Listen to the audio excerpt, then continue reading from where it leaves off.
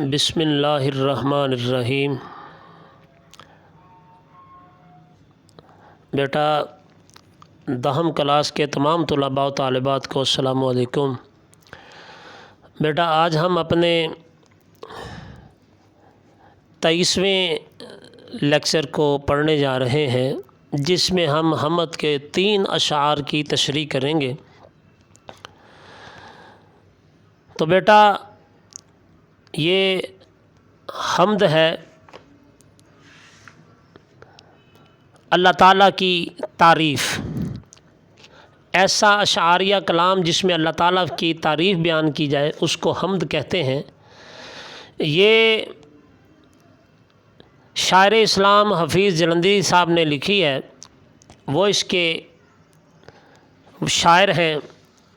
تو اس کا پہلا شعر جو انہوں نے لکھا ہے، اسی نے ایک حرف کن سے پیدا کر دیا عالم، کشاکش کی صدائے ہاؤ ہو سے بر دیا عالم۔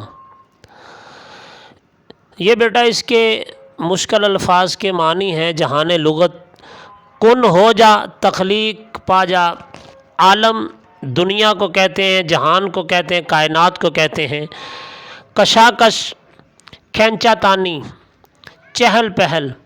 صدا آواز کو کہتے ہیں، نوا کو کہتے ہیں۔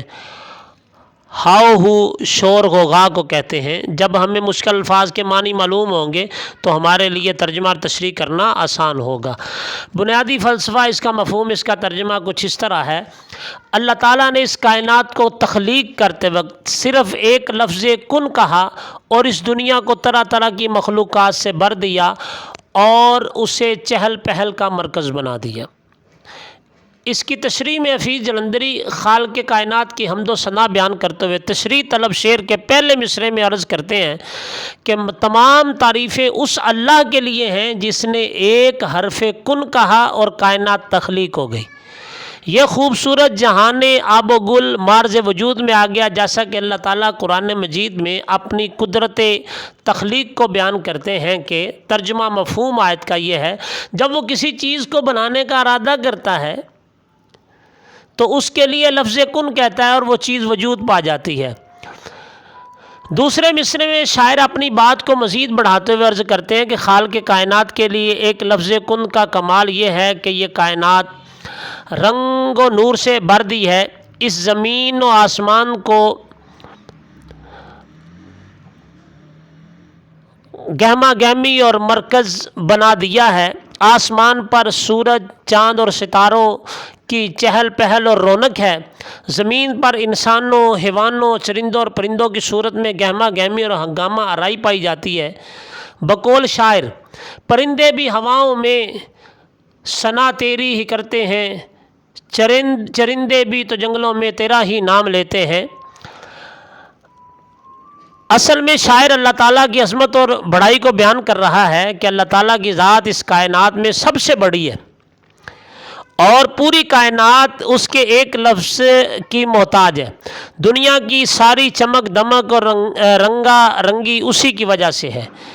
یہی انداز اور اظہار ایک شاعر نے بھی کچھ اس طرح کیا ہے: اللہ نے کہا کن تو معن ہو گیا قائم۔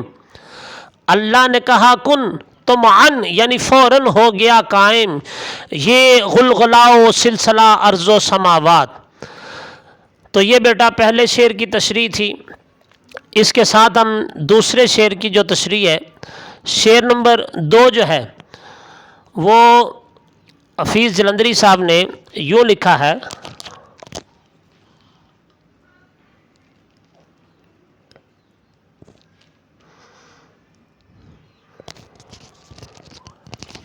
یہ جی نظام بہار نظام آسمانی ہے اسی کی حکمرانی سے، بہار جاودانی ہے اسی کی باغبانی سے۔ نظام سلسلے کو کہتے ہیں، طریقے کو کہتے ہیں، حکمرانی بادشاہت کو، حکومت کو کہتے ہیں، جاودانی ہمیشہ رہنے والی، لا زوال، باغبانی باغ دنیا کی نگہبانی۔ اس کا فلسفہ، اس کا بنیادی فلسفہ، اس کا ترجمہ، اس کا مفہوم اس طرح ہے: اس کائنات کا واحد اور اکیلا خالق صرف اللہ ہے۔ جس کے حکم سے یہ نظام آسمانی چل رہا ہے، اس دنیا کی ہمیشہ رہنے والی بہار کا اصلی نگہبان خدا واحد ہے۔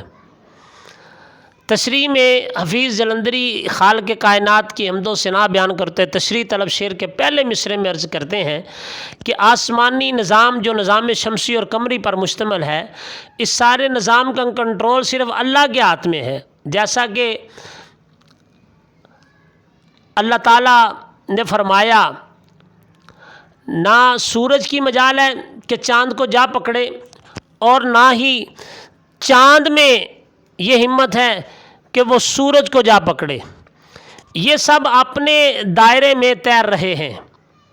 یہ خالق کائنات کی تخلیق کردہ ہے، اس نے کائنات میں اس طرح ترتیب رکھی ہے کہ کہیں ذرہ بھر بھی اونچ نیچ نظر نہیں آتی، ہر چیز اس کے قبضہ قدرت میں ہے۔ اس کائنات میں جس طرف بھی دیکھیں، ہر چیز گواہی دے رہی ہوگی کہ زمین و آسمان کا نظام چلانے والا اللہ ہی ہے۔ بقول شاعر، نظام آسمانی ہے جسے تو ہی چلاتا ہے، گواہی دے رہی ہے تیری قدرت کی زمین ساری۔ دوسرے مصرعے میں شاعر کہتے ہیں کہ اللہ ہی ہے جس نے باغ دنیا میں لازوال بہار برپا کر رکھی ہے۔ اس باغ کا نگہبان اور اصلی مالک اور نگران اللہ ہی ہے۔ اللہ تعالیٰ اپنے کلام مقدس کا آغاز کرتے ہوئے ارشاد فرماتے ہیں، تمام تعریفیں اللہ کے لیے ہیں جو تمام کائنات کا اکیلا رب ہے، اس باغ دنیا کا اکیلا باغبان ہے۔ اللہ کی اسی کبریائی اور عظمت کو امیر منائی نے اپنے انداز خاص میں خراج تحسین پیش کرتے ہوئے چمن دنیا میں ساری رعنائیاں اللہ نے بخشی ہیں۔ اس کا خوبصورت انداز قابل تعریف ہے۔ تیرا ہی رنگ دیکھا ہے چمن میں اے میرے خالق، تیرا انداز پایا ہے زمانے میں جو ہر جانب۔ تو یہ دوسرا شعر تھا اس کا۔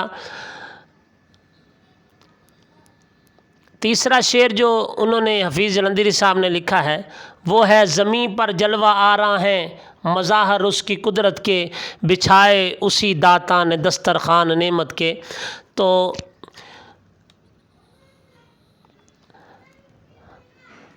اس کے جو مشکل الفاظ کے معنی ہیں، جلوہ آرا ہونا، ظاہر ہونا، نمایاں نظر آنا۔ مظہر کی جمع مراد اس سے ہوتا ہے نظارے۔ داتا حقیقی ادا کرنے والا، رازق حقیقی۔ دسترخوان وہ کپڑا جس پر بیٹھ کر کھانا کھاتے ہیں، مراد زمینی نعمتیں، پھل پھول، سبزیاں اور فصلیں وغیرہ۔ اس کا بنیادی فلسفہ ترجمہ اس کا مفہوم اس طرح ہے، اللہ تعالیٰ کی با کمال قدرت کے طرح طرح کے نظارے جگہ جگہ نظر آتے ہیں، اسی داتا نے تمام مخلوقات کے کھانے کے لیے دسترخوان بچھائے ہیں۔ حفیظ جلندری خالق کائنات کی حمد و ثنا بیان کرتے ہوئے تشریح طلب شعر کے پہلے مصرعے میں عرض کرتے ہیں کہ زمین پر ہمیں اللہ تعالیٰ کی قدرت کی جتنی بھی نشانیاں نظر آتی ہیں وہ اس کے جلووں کے انداز ہیں۔ ہم ان علامتوں کو، وہ اللہ کے جلووں کے انداز ہیں، ہم ان علامتوں کو دیکھ کر اللہ کی ذات کے بارے میں کیا سرائیاں کر سکتے ہیں۔ اللہ تعالیٰ خود فرماتا ہے، ہم نے زمین پر ایسے جانور بنائے، ان میں سے کچھ پیٹ کے بل رینگتے ہیں، کچھ 4 ٹانگوں والے، کچھ ایسے ہیں جو 2 ٹانگوں پر چلتے ہیں، ان سب مظاہر میں تمہارے لیے نشانیاں ہیں۔ اور بقول شاعر، ہر ایک ذرے میں اے مولا عیاں تو ہے، نہاں تو ہے، جدھر دیکھو ادھر تو ہے، جہاں جاؤ وہاں تو ہے۔ تو اسی طرح دوسرے مصرعے میں شاعر کہتے ہیں کہ اللہ تعالیٰ جو اس کائنات کا حقیقی داتا ہے، اس کو عطا کرنے والا ہے، رزق دینے والا ہے، پالنے والا ہے، اس نے پورے کرۂ ارض پر کو انسانوں کے لیے دسترخوان بنا دیا ہے۔ اسی زمین پر پھل پیدا ہوتے ہیں، سبزیاں اگتی ہیں، اسی زمین پر بیٹھ کر وہ اللہ کی نعمتوں سے لطف اندوز ہوتا ہے۔ اللہ تعالیٰ جو رازق حقیقی ہے، اس کے فرمان کی عملی صورت بن کر شکر ادا کرتا نظر آتا ہے۔ قرآن کی آیت کا ترجمہ ہے، پاکیزہ چیزوں میں سے کھاؤ اور پیو اور اس کا شکر ادا کرو۔ بقول شاعر، عطا تو ہی تو کرتا ہے غریبوں کو، امیروں کو، سخاوت تیری اے مولا انوکھی ہے زمانے سے۔ تو یہ بیٹا ہمارے 3 اشعار جو ہیں نا وہ مکمل ہو گئے ہیں۔ آپ نے تینوں اشعار کی تشریح کو یاد کر